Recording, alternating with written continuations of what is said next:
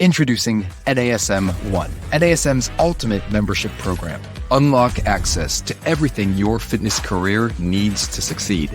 Unlimited CEUs, free courses, access to our premium app, and exclusive discounts, all for $35 a month. NASM One is best-in-class tools, cutting-edge certifications, confidence in your craft, and everything you do as a personal trainer made easy, so we can achieve our greatest goals together as one.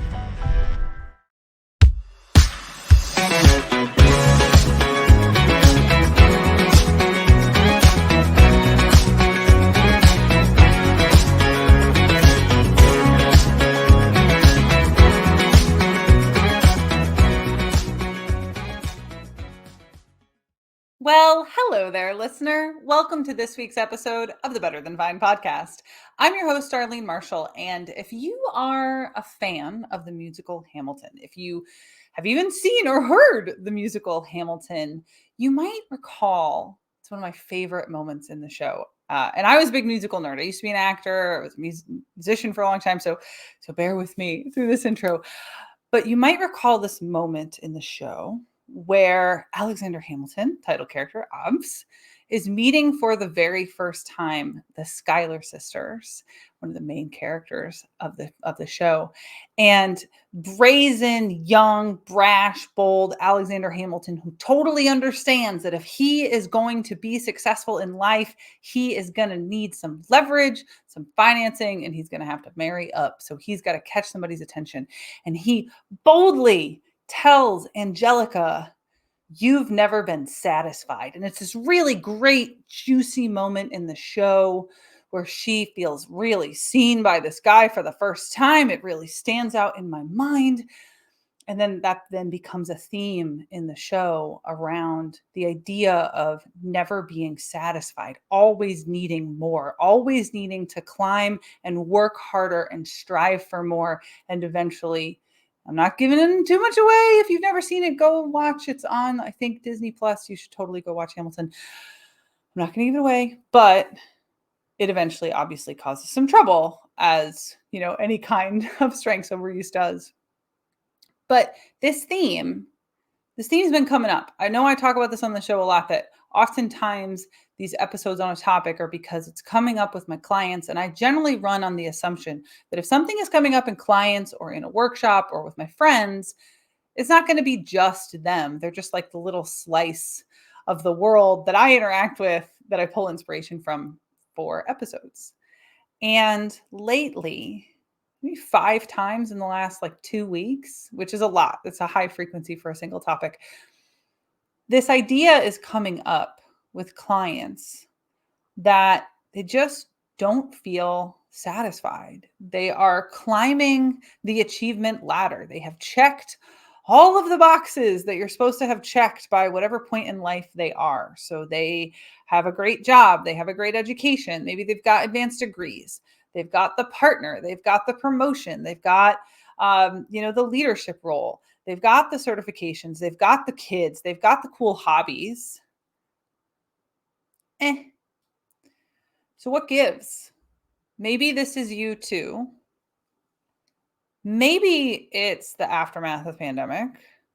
Maybe it's middle age. Maybe it's Maybelline, but maybe it's something else. And today on the show, I want to take a look at the something else. I want to unpack with you this idea of satisfaction. What does it mean to never be satisfied?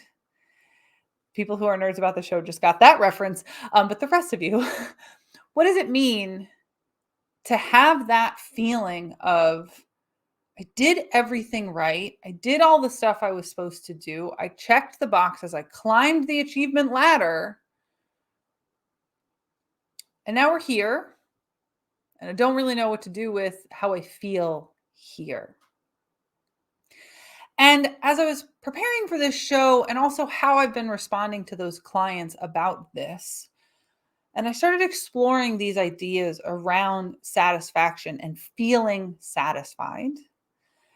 And there is a tension in it that I want to own from the jump. And that tension being that there's often a fear if we pursue satisfaction, we're going to also lose the drive to be high achieving. And Arthur Brooks talks about this a bit in his book, Strength to Strength, which is about that pivot moment where we've peaked just before middle age in terms of our generative cognition, which tends to peak in our 30s. And then we start to pivot when we no longer have the same neuroplasticity, the same malleability in the brain and the nervous system that we can just come up with these genius, incredible, new, exciting ideas. But that he describes the strength of that second half of life being wisdom, what he calls crystallized intelligence, versus earlier in life, it's generative intelligence. Crystallizing intelligence is where we are able to take all of those great ideas we've generated and learned, and we can put them together in insightful ways. But there's a fear I often encounter in high achievers and entrepreneurs and the people who, built their brand, built themselves on being the generator person, that if they let themselves feel satisfied, then they won't have the drive. And so a little bit what we're going to talk about today is why that's actually a fallacy. But I want to own it up front, that is one criticism of this idea, this fear of, if we let ourselves feel satisfied, am I not going to be the person that drives the bus, drives it forward, pushes it hot anymore? And it's just not true. So let's start looking at, what is this thing? What's getting in the way of our satisfaction? And for that, I want to start with what we're culturally taught. Most of the people who are listening to the sound of my voice very likely grew up in westernized environments, obviously English speaking. As far as I know, this podcast is not being translated into any other languages. If you're listening to it in anything other than English, geez, please reach out and let me know. But generally, most of our audience, by the data that we get off the podcasting apps, is westernized, America, Europe, Canada, North American. And culturally, those environments tend to be that we are taught that if we climb that achievement ladder, if we build all that success, then we're going to be happy, right? We get to rest on our laurels and feel satisfied then. But as I mentioned, the people who are telling me I don't feel it have done those things. They've done those things at sometimes really high levels. We're talking about PhDs from some of the best schools in the world and high level leadership at some of the biggest name companies that you might know. So they did that already. What's the deal? Well, we know from a significant body of evidence, a good chunk of it out of Harvard, that tells us that there is a fallacy in that equation. That it's not that people who achieve all the success, they check all the boxes, are just magically happier. It's actually that the people who feel happy, who feel positive emotional experience, they're better adaptive to achievement. And so they do better long-term because they are happy, because they are well. So I think that this achievement ladder thing has been handed down to us along with concepts like things like the American dream, right? The American dream used to be that you get a good job, preferably a union job. Maybe you get a pension, you get retirement, you get all those things. Like you have the security of all of that. You get the partner who hopefully is a lot of fun, is at least someone you can like build a family with. And then you build that family, 2 to 3 kids and a dog. And you've got that suburban life.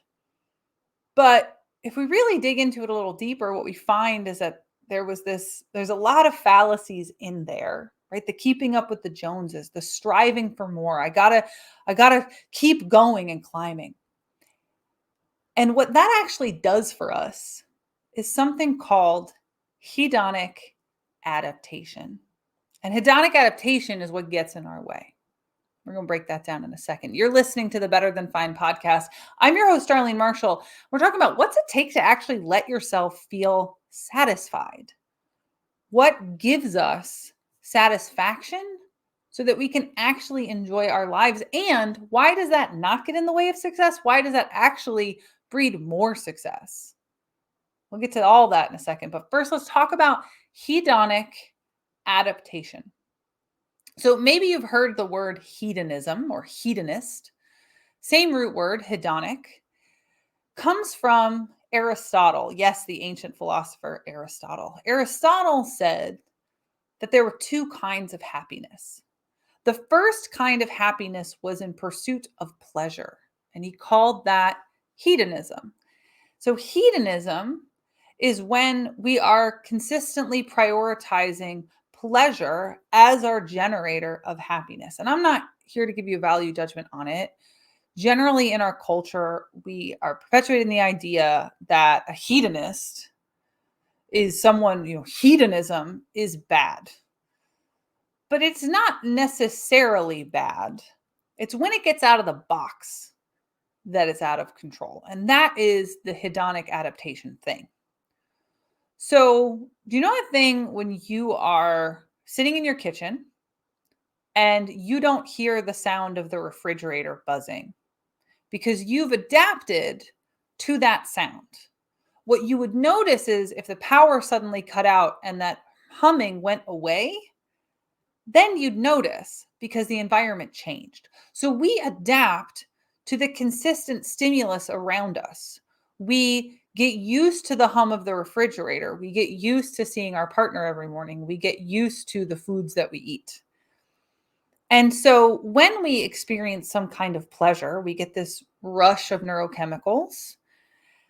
But if we experience the same pleasure over and over and over again, we don't get the rush of chemicals anymore. We don't get the rush of pleasure because we've adapted to it. And a prime example of this is drugs, illicit drugs. You use the drug, you get the rush, depending on what the drug is what neurochemical you'll get the rush of. And eventually you adapt to that stimulus. You crave it, you want it. So then you use more. And then you adapt, and then you use more, and then you adapt, and then you use more, and then you adapt. And this is how we perpetuate that cycle. So lots of things work this way. And what we find in the research on happiness is we're all cruising along at our like normal level of whatever our baseline is. You get the car, the cool partner, you go on a great date, you get a promotion at work, whatever it is, you get the hit, and then you normalize to it and you return back to baseline.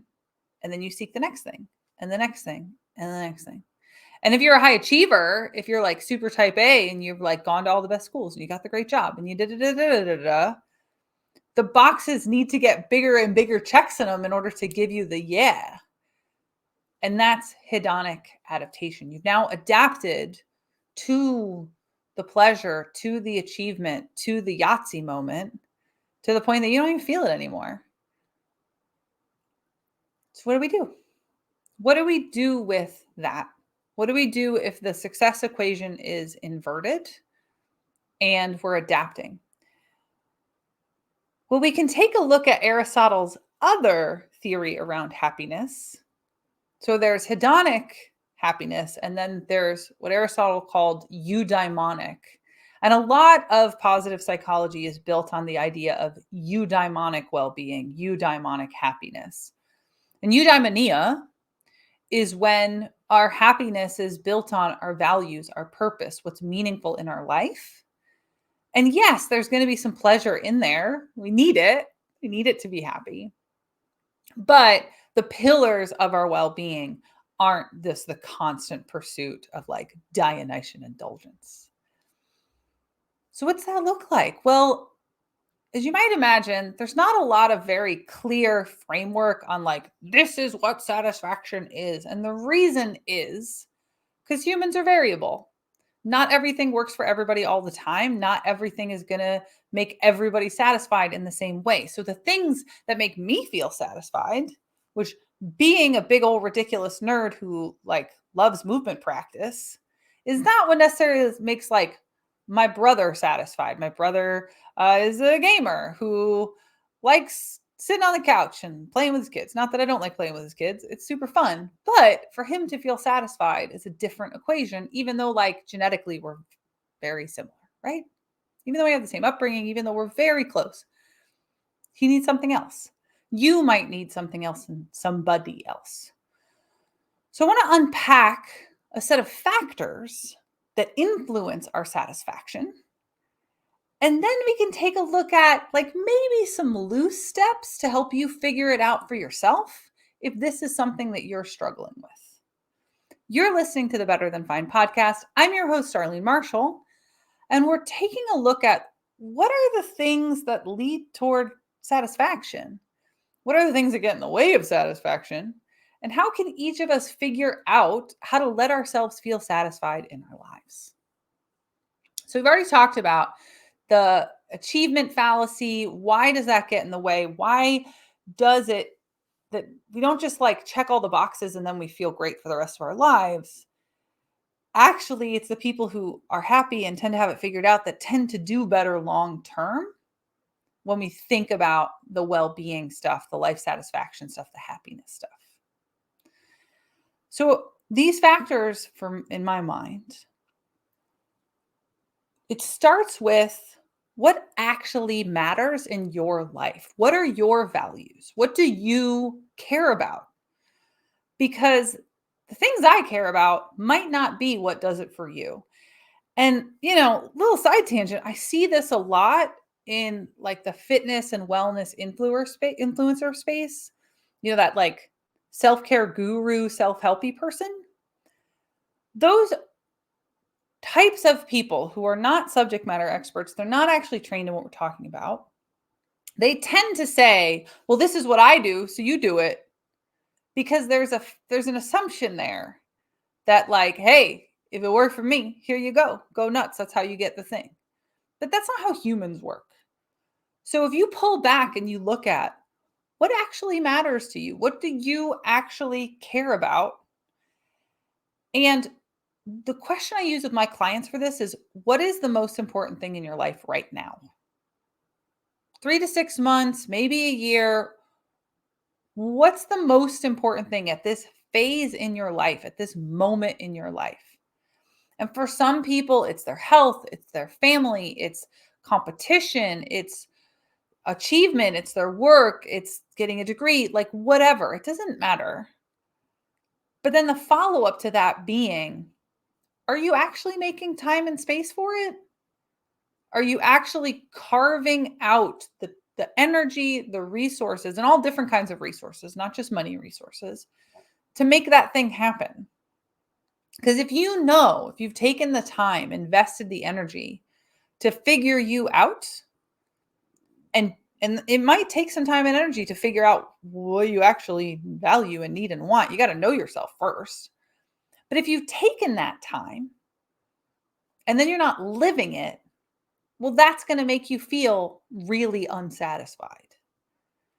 And I'm not saying living it is just easy. In many ways, it's a privilege. And I mean that sincerely. Like when you look mostly through human history and around the world, most humans do not have the indulgence of getting to really figure out like, who am I? What makes me tick? What's most important in my life? What are my values? And then get to execute on it. So what matters in your life right now is the first big thing. And Seligman, I just heard, Martin Seligman's the founder of positive psychology. I'm TAing for him this semester. And last week, he said this about positive psychology, that he's actually no longer really talking about meaning in the same way that he used to. Now what he's talking about is mattering. Like what matters to you, or who do you matter to? And invest your energy there, because not everyone needs the same things. Not everybody wants the same things. Not everyone's going to benefit from the same things. So from there, we can then invest in what are the experiences that are going to be meaningful in service of those values. And we know that when you invest time, energy, resources, money in experiences instead of stuff, you tend to have a more lasting positive experience. You tend to get a longer emotional boost, and you have the opportunity to reflect back and enjoy it in hindsight, right? Like if you showed me a picture of my car, I bought my very first newish to me car last year. It was the first time I ever went to a dealer and bought a car instead of buying it out of somebody's yard or driveway. That's all a story for another time. But I've hit a level of success and stability that I could go buy a new car. If you showed me a picture of my new car right now, I'd be like, yeah, that's my car. But if you showed me a picture of me and my niece on my last vacation laughing, fill me right up, right? Completely different response by investing in the experience of what I valued instead of the stuff. I needed the new car. I'm very proud of the new car, but it doesn't give me the same emotional payoff. And it shouldn't, because it's just a thing. If you wanted to dive really deep on this experience thing, you're going to want to go check out the episode on savoring from November of 2023. Right around the holidays, we talked about why savoring was the most important thing you could do in the holidays. But it's got all the information about what savoring is, how you engage in it, why it really matters from an emotional experience. But when we talk about, whenever you see people say invest in experiences instead of in things, part of what they're talking about is the presence, the awareness. And it's not just any experiences, right? I'm claustrophobic.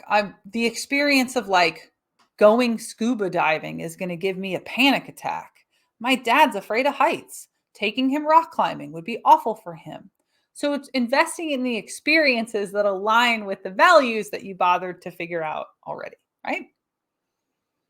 So we've got, what are your values and what actually matters in your life?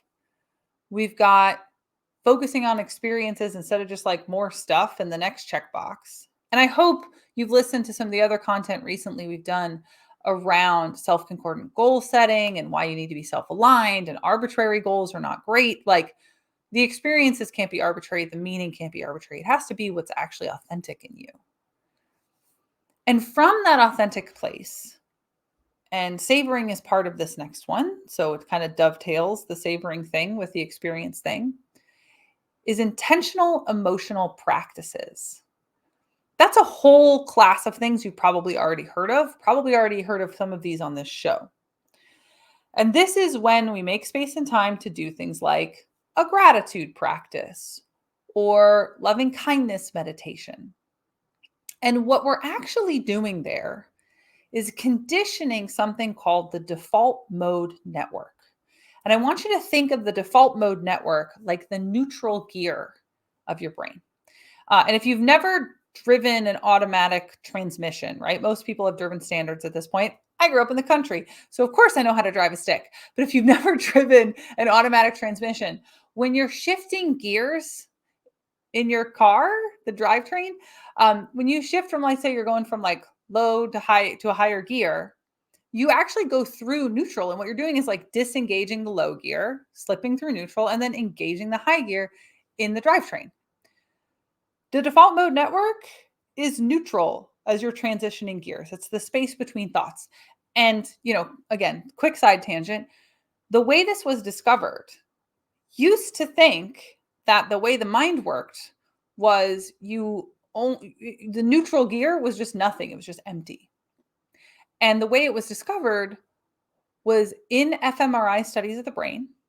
Somebody's sitting in an MRI. They're showing them a image, a stimulus, and then reset for a second, and then the next stimulus, and then reset for a second, and the next stimulus. And what they expected was in between the images or the stimulus, you just have nothing in the brain.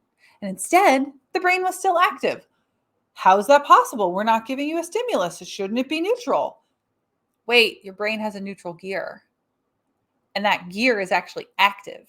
And that activity is called the default mode network. It's where your brain goes when it's got nothing to do.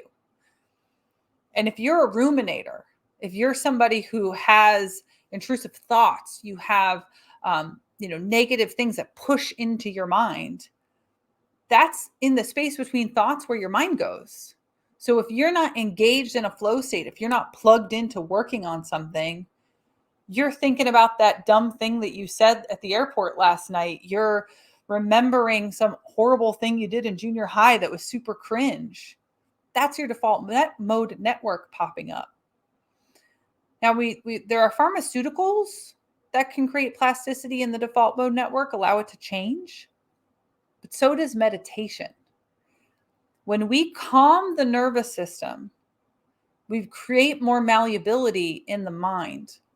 And then we provide intentionally the feedback loop of gratitude, joy, loving kindness, appreciation, serendipity, like whatever it is. And then you're gradually, malleably molding the shape of the mind, where it's going to go, and over time turning the curve of your thought. So if you're someone who wants to feel more satisfaction, meditation, calm moments, providing those stimuluses that shape the default mode network can help you get more accessibility to that positive emotional experience. Savoring being one of them. But it requires intentionality, it requires time, it requires an investment of your behavior, which I think is cool. I think it's cool. And this is always my argument for free will, is that, yeah, maybe I can't control the next thought I'm going to have. That's Sam Harris's argument against free will. But I think because we can choose to shape our behavior, and I can lean into the thought I'm going to have 6 months, a year from now by planting the seeds through meditation and mindfulness practice now, I think that's pretty neat. I think it's neat that we can shape ourselves that way.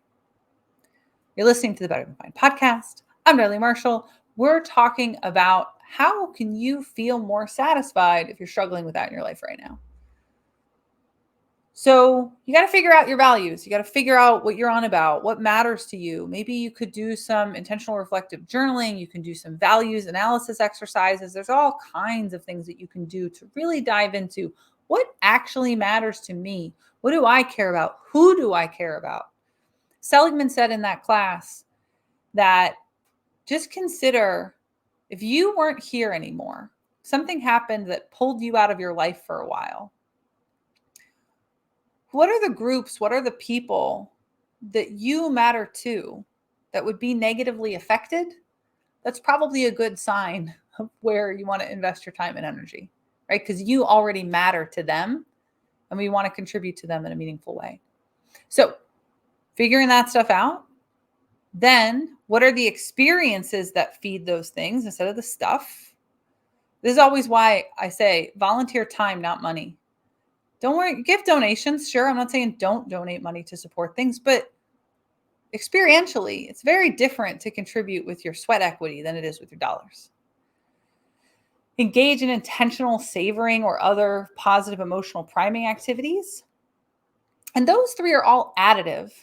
But this last one, this last framework, step, idea, whatever you want to call it, because not everything's going to work for everybody. But this last little tidbit is not additive.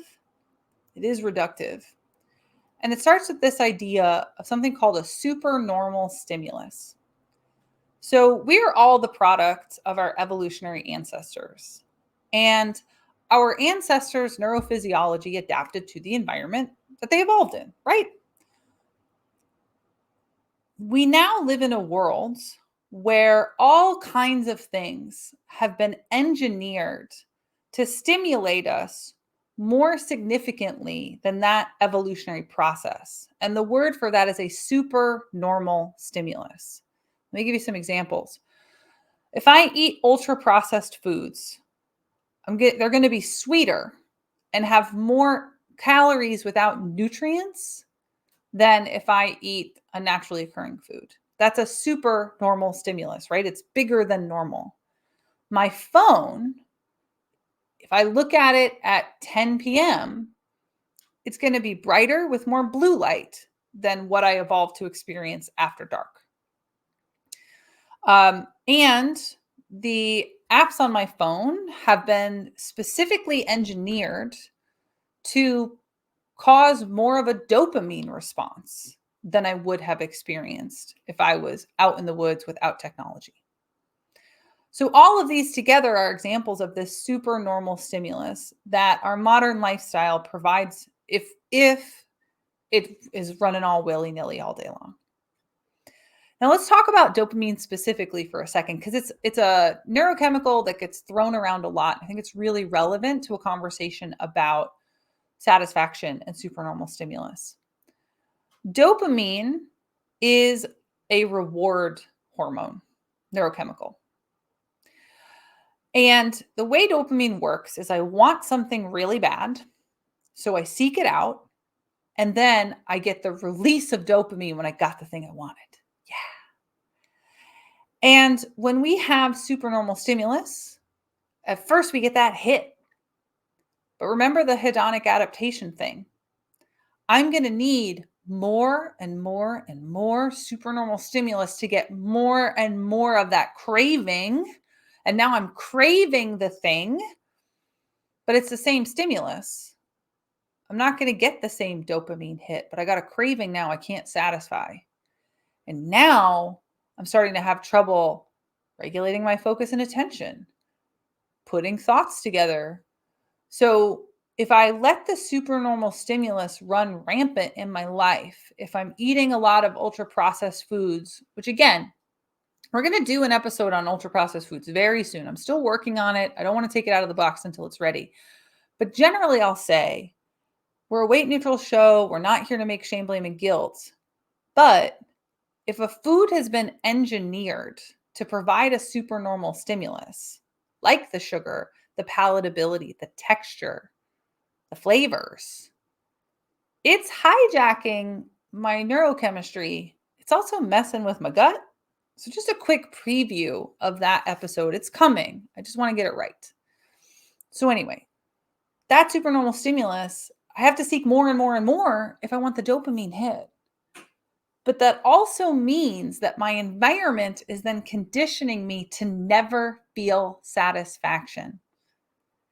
So the trick here, like I said, the other 3 factors we unpacked in this framework were all about what am I adding to my life, but regulating supernormal stimulus so that I have a normal dopamine response to missing my partner and they walk through the door and I'm so happy they're there and I can actually be happy to see them.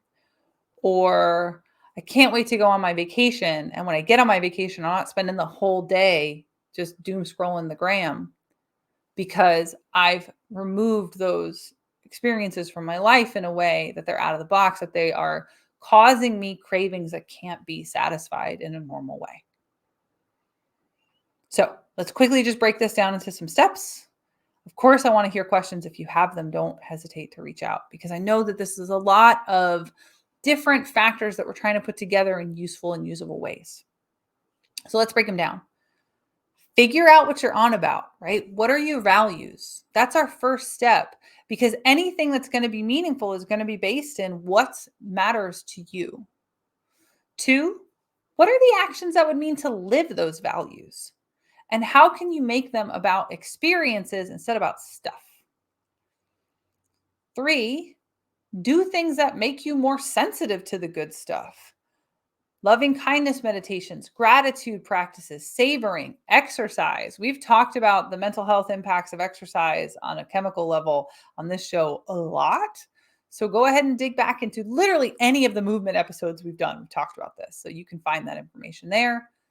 And control for your dopamine hijackers. Curb the supernormal stimulus in your life through controlling what you choose to allow to stimulate you, as opposed to just, I'm just on my phone all day, bright lights and, sugar to the nines. And I genuinely believe that if we are living a life where we're spending our time invested in what matters, where we're controlling for all of the ways that we can be manipulated by our technology, our food, and not all the ways. Let me say that. Let me pull myself back on that statement. We are controlling for the controllables. I do think that we can make ourselves totally neurotic if we try to do all of it all the time. I don't think that's healthy either. That leans toward orthorexia. There's an orthorexia episode too. Check out the archive. But when we control for the controllables, when we mitigate the presence of those factors in our lives, that equation together creates the opportunity for us to enjoy, to savor, to feel satisfied at the end of the day, that we're living a good life that is good for us, for you. Because it doesn't matter what I think the good life is for you. It matters what you think the good life is for you. And I think that that's in reach for many people. I would love, of course, to hear your questions, your comments, your concerns. I love the people who've reached out recently. Thank you so much for the positive feedback. It really does mean so much to me. It can feel sometimes doing this show like, okay, I'm speaking into microphones, into the void of the internet. So when you reach out, I read everyone. I don't always get back to everybody right away, but I will get back to you. It just means a lot. So thank you. If you want to send an email like that, you can email me. It's info@darlene.coach. My Instagram is also darlene.coach, and DM is a great way to get directly a hold of me. I'm on LinkedIn. If you're a fan of the show, subscribe it, like it, share it, comment, do all the things. It really does help the show to grow. And I appreciate when you do that, especially when you tag me, because it does make me so immensely happy. Thank you so much. Send your questions. I want to hear from you. Take care and be well.